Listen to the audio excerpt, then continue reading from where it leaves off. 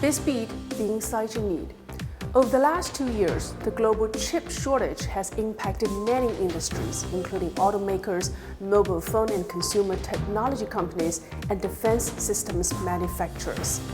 The shortage made the United States realize it had lost its dominance in this industry.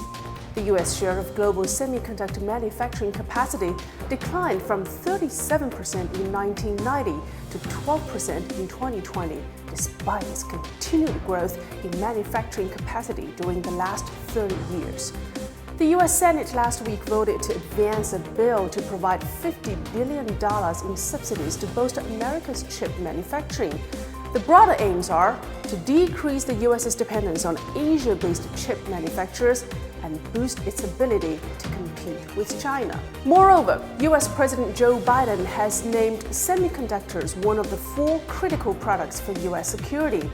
He has therefore called for chip production to be brought back to the U.S. and its like-minded allies.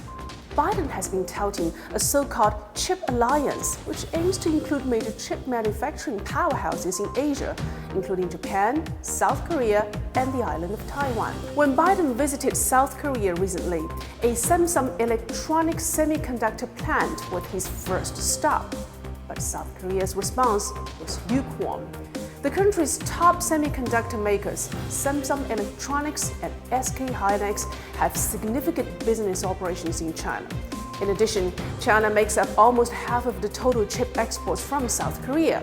South Korea's semiconductor exports reached $128 billion last year, and 60% of exports went to the Chinese mainland and Hong Kong. Washington's political coercion will burden South Korean companies and endanger the global chip industrial chain.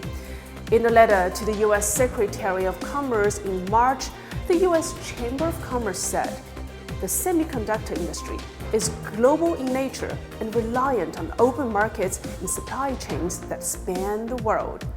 With the Chinese mainland producing 15% of the world's chips, China's role in the global chip industry chain is increasingly important.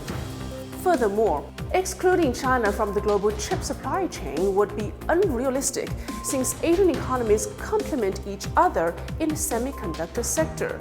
So instead of trying to ruin the global semiconductor sector to stifle China's chip development, maybe the U.S. should pay more attention to the collateral damage forced upon its own and its allies' economies.